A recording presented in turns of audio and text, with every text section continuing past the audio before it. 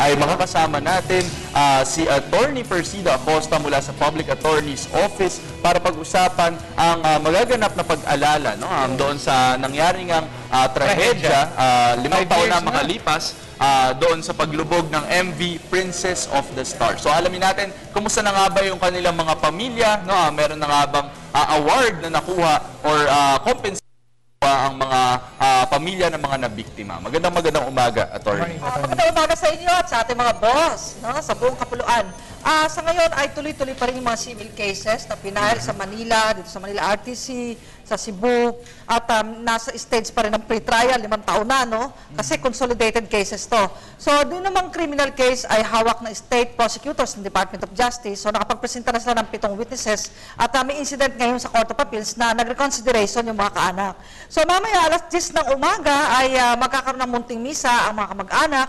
At gayon din yung mga labi na nakuha ng forensic team ng PAO sa Romblon, sa Sibuyan Island, at saka yung pinahukay ng judge na about 38 doon sa doon sa cemetery na pinaglibingan para ma-identify. So alas 11 naman ay nagtatawag ng press con ang ating mga kababayan na namatayan. So meron silang mga ipapahayag na damdamin nila tungkol sa mga nangyayari. So alam mo, talagang nagagalak din naman ako dahil nagtitiwala ang ating mga kababayan sa ating gobyerno sa pamamagitan ng PAO na magkakaroon pa rin sila ng hustisya. Ito po ma'am, sige, at least nakikita naman natin na very hopeful pa rin sila. Pero itong mga pamilya po, nakakausap niyo po. Kamusta naman po sila kung on a more personal level? Like, are they still optimistic or parang feeling pa rin ba nila na parang sila ay kawawa tungkol dahil sa nangyari? Ano po ba yung general? Kasi ang parang lumilitaw sa iba ay sinasabi, bayad na kayo ng insurance company. Bakit nagdemanda? Nalilimutan na doon mismo sa insurance policy, nakasulat doon, yung benepisyong tatanggapin doon dahil namatay, ano yon? Hindi sasakupin yung negligence, yung kapabayaan, yung damage to property, at kung ano man yung mga dapat actual damages na makuha ng mga kaanak. Napakaklaro nitong, insurance policy na talagang pinayagan ng Marina. Talagang nakasuksok yung rider na yon. Na benefits under this policy shall not free the company from any other further liabilities under the civil code. So yun, talagang ganun, hopeful sila. At sabi ko talagang ganun, matagal, humanap ng hustisya. At alam mo naman ang Supreme Court, natutuwa ako dahil magkakaseminar next week sa Tagaytay. May mga pagbabago sa civil procedure natin, civil procedure para mapabilis ang mga pag-inog ng mga kaso at hindi abutin ng ilang taon. Kasi napakaraming proseso, napakaraming mga motion, napakaraming mga petisyon, kaya natatagalan ang mga pagdidesisyon sa civil action. Attorney, Public Attorney's Office yung in charge, or humahawak doon sa mga civil cases ngayon. Ano yun sa tingin ninyo sa mangyayari dito sa mga kasong ito? Matagal pa ba yung aantayin bago magkaroon ng actual trial? Ang punto dyan ay matapos lang yung pre-trial, i-continuous trial na namin ang presentation of witnesses. Kasi natapos namin sa Marina ang lahat ng pagpresenta ng mga witnesses Natapos namin at hanggang submitted for decision pa yung incident sa Marina na nag-file mismo motu proprio ng kaso administratibo ay ang Marina. Yan. So, ayan, nakapending pa rin at may mga incident din na dapat resolbahin. So, nanawagan din ako sa makasama sa pamahalaan na sana pabilisin ang pag-inog ng kasong ito. Baka makatulad to sa MV Doña Paz incident na napakatagal bago nagkaroon ng mga settlement sa mga kaso. Pero ito po ma'am, para po sa kalaman ng ating mga manonood ngayong umaga, ano po ba yung mga dapat na makuha na compensation nga po ng mga pamilya? Tapos ano po ba yung mga naibigay na nga sa kanila ng kumpanya na ito? Yung iba nabigyan ng insurance company na 200,000. Pero yung iba naman ay hindi pa hanggang ngayon. At yung iba naman ay nagkiklaim sila ng actual damages based on the civil code, moral damages, at yung iba ay ang ano naman doon, ang nakademanda hindi insurance company, dahil bayad ng insurance company. Siyempre may-ari ng barko at yung nung kapitan na sinasabing ang namatay o ano na.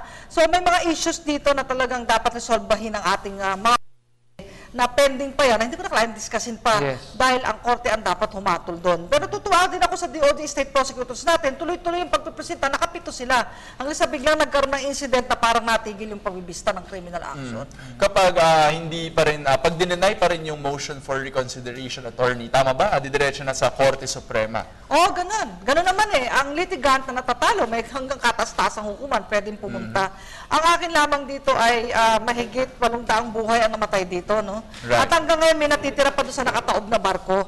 At kamakailan lamang ay nakakuha pa ng mga gamit doon at nagpunta yung forensic team ng Public Attorney's Office. At mamaya ipipresenta ng mga kaanak sa press con yun, yung mga nakuha pang mga bagay-bagay na nagpapakilala na talagang nagpapatibay na may mga labi pa na nando sa ilalim sa tumaob na kalahating bahagi ng barko. So ngayong araw pa lang pala Sandro, no, meron ng kaunting pag-alala rin dahil 10 a.m. no, attorney, meron tayong public mass, open po ito sa lahat, no, na Open sa gustong lahat. sumama. Open sa lahat sa rooftop ng Public Attorney's Office, doon sa DOJ Agencies Building, Nia Road, Corner East Avenue. At yung mga labi na hindi pa na-identify, nandun, nakuha na, na-recover, ay ilalabas sa na nila yung kanilang mini casket na yon para sa ganon ay makaulayaw ng mga kamag-anak na naghahanap pa hanggang ngayon. Yes. Ma'am, aside po from this, ano pa po yung mga nakapaloob sa 5th year na commemoration po sa paglubog? Meron silang mga pagkilos hanggang sa 21 yung anniversary talaga at meron din mga symposium na isasagawa sa Marina. Tuloy-tuloy yan at tumutulong din ang United, yung UFS, si Parents Organization, yung mga samahan ng mga simen na pinangungunahan ni Engineer Nelson Ramirez. Okay. So sa mismong araw, attorney, ano yung maaasahan natin sa June 21? Sa June 21, maraming mga parasal, panalangin, pagkilos maging sa Cebu ay merong isasagawa ang mga kaanak doon.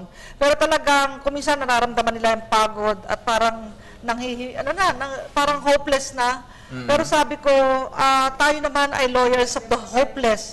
May mga bagay-bagay na nangyayari sa ating kapaligiran na minsan akala natin wala na. Pero sa awa at tulong ng Diyos at sa gabay na ating pamahalaan ay magagampanan lahat at matutupad ang ating pangarap ng hustisya. Yes. Talaga namang, talagang sana no, makamit na ng mga pamilya ng mga nabiktima yung hustisya no, na matagal nilang pinaglalaban. 5 Sandro, no? And syempre lahat naman tayo very optimistic and very hopeful na makuha nga nila yung rightful na kailangan nila compensations. Yes. Okay, pero attorney, bukod pa dito sa MV Princess of the Stars, since nandito na rin kayo, no, gusto na rin sana namin kayong konsultahin no, tungkol sa kakapasalang na kasambahay law. No? Can you give us more detail kung ano nga ba yung nire-require ng batas na ito? Alam mo itong batas na ito ay yung karapatan na pantao ng mga kasambahay at karapatan din ng amo. Balansyado to eh. Nakita ko ang pagbalanse ng ating kongreso dito. Kung may karapatan ang mga katulong, kasambahay, ay may karapatan din ang mga amo. Kung pwedeng biglang i-terminate ng amo dahil may mga dahilan, no? Mga nawala yung trust and confidence ang katulong, ganun din ang katulong. May recourse din siya. So, binalanse ng ating pamahalaan. Para ba nung araw, di ba, merong slavery nung araw sa Europa, sa iba't ibang bansa, nagkaroon ng mga pagkilos, mga advocacy, natanggalin ng slavery. Parang ganito, kasi parang sa virtually may slave pa rin sa lipunan natin dahil walang batas para sa kasambahay. So ngayon, ito, lumilitaw na, meron silang karapatan na magkaroon ng SS benefits, PhilHealth, Pag-ibig, at kanina may tumawag sa atin, para daw ba yung share pag 5,000 ang sweldo? Paano sino magbabayad sa SSS? Sabi ko, proportionate share ng katulong, siya magbabayad, si 5,000 ang sweldo. Yung employer share, yung amo mo. Yun ang sinabi ko. Ganun pero pag below 5,000, ang magbabayad lahat ng premiums ay ang Amo. Ma'am, matanong ko naman po, siyempre, marami rin mga kasambayang nanonood sa ating ngayong umaga. Paano po ba nila malalaman na qualified po ka sila or kasama nga po sila sa pwedeng bigyan ng mga benefits na ito ng batas? automatically, basta kasambahay. They are entitled kasi kasambahay ang tinutukoy dito. At ngayon, hindi na po pwede yung nakukulong sa loob ng bayang katulong. Meron naman pwede mag-off every week, no? Right. Once a week. At may rest hour of 8 hours a day, no? At kailangan tutulog din yan. So talagang kailangan, turing mong parang kapamilya, kapamilya, kapuso, kasabay nga, kapatid, o higit pa sa kapatid. Talagang sobra. Parang kasi, isipin mo yung buhay at kapalaran mo, pinagtiwala mo sa katulong. At ganoon din yung katulong sa'yo. Dalan sa loob ng bahay mo, kaya makatwiran lamang na kung ano yung tama at makatwirang pagtrato sa kanya ay ibibigay. At i-rehistro na ngayon sa barangay ang mga katulong. At yung meron na rin kontrata, may mga forms na dapat pilapan. At attorney, meron din provision doon sa kasambahay law na kapag gusto atang Iklaro rin, no? Kapag gustong mag-aral nung kasambahay, kunyari ng high school, kailangan siyang hayaang mag-aral. Oh, high school at vocational. Pero nakikita ko ang daming amo ngayon, kahit hanggang college, papaaral sila. Di ba? Yung ba, attorney, obligasyon pa rin ba yun nung employer na bigyan ng college education Ay, hindi. yung kasambahay? Ano na lang yun, depende sa amo. Kung gusto nila. Ang importante lang sa mga katulong, kung pinaaral kayo, huwag naman puro aral lang, gawin nyo naman yung trabaho nyo. Baka mamaya naghuhugas na ng pinggan, nagliligpit na, yung amo na. Diba na, naging katulong na yung amo. Huwag naman ganun. Pero attorney, kung sakaling yung sa college education, kasi ito may tuition na to hindi na, wala akong alam, no, na libreng college education. Ibig sabihin nito, attorney, kung sakali, yung tuition na i-advance ng amo, pwedeng yun na yung tratuhing sweldo. Tama ba? Depende sa usapan nila yun. So, pwede Kaya sa may kontrata. College kasi hindi naman kasama sa batas yun. Yun lang vocational and high school. At ngayon, bawal na yung below 15 years old, no, na maging kasambahay. Kaya wala ng bata na talagang magiging katulong na parang aapi. Kasi pag below 15 years old, parang madaling maapi yan. Hindi kaya pagtanggol ang sarili. Kaya talagang ni-regulate ng ating batas itong karapatan ng mga kasambahay. Kaya wala nang alipin sa ating bansa.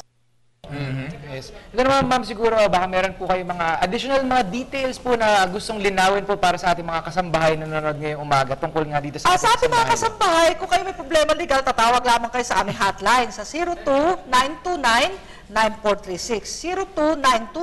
02-929-9436. Kapag nasa Metro Manila, direct line 929-9436. Tatawag lamang kayo o kaya sa DOLE. Yan, marami kasing ahensya nagtulong-tulong, pati si SECMAR tumulong sa implementing rules niyan, si SECMAR, sa DILG. At may mga signatories na tulong-tulong ang mga ahensya para tuluyang ma-implement ang kasambahay. Sipin mo kayong inintay pa itong panahon to para lamang talagang sa katuparan to. Sabi ko nga kay Bonita Baran, kung di pa nangyari yata sa iyo yan, yung ganyang talagang ikaw'y nabulag na ng tuluyan, nakakalungkot, wala na pong pag-asa makakita pa si Bonita. At isa kayo doon sa mga nagkampiyon, no? Nung Hindi naman. kaso ni... Trabaho lang po at talagang tumutulong lang po tayo sa bawat naaapi at kung sino man na may panagutan niya ang kanyang obligasyon. So to be clear, no, Sandro, at para sa ating mga tagapanood, bukas ang PAW para tumulong sa mga kasambahay, no, na, sigurado ako, maraming kasambahay hindi pa clear yung batas sa kanila. No? So pwedeng lumapit sa PAW, pwedeng kontakin ng PAW sa kanilang mga hotline. Yes. Naman kayong mga mensahe, huling mensahe rin. Ayun, ano nga pala, pagka umaga po ang radyo ng bayan naman, nakuha sa atin yan, dinidiscuss namin araw-araw yung Kasambahay Act. At talagang tinidetali-detalye namin sa pamamagitan ni Sir Francis Cancino, kaya na umaga lang tinalakay namin. So tumutok din yung mga walang telebisyon sana, no? Kung wala kayong telebisyon o kaya nasa mga kabundukan, may radyo kayo, tumutok din po sa ating radyo ng bayan. Okay, attorney, siguro huling mensahe na lang, no, para sa ating mga viewers, particularly doon na rin tungkol siguro sa MV Princess of the Stars. Yung mga nabibiktima pa po, gaya nangyari sa Masbate, Kamakailan, bukas po ang aming tanggapan para tulungan kayo dahil napanood ko po at napakinggan na gusto ng katarungan din ng 6 na namatayan ng kanilang mga kaanak doon sa paglubog sa isang roro. Handa rin po ang aming opisina. Kung kayo po may tiwala sa amin, hindi po kami nagpipresenta. Kami po ay handa kung sinong kakatok sa amin, lalapit, tutulungan namin kung kayo po ay qualified sa aming serbisyo. Okay, maraming salamat, attorney. Yan po si Attorney Persida Acosta ng Public Attorney's Office, ang ating manananggol.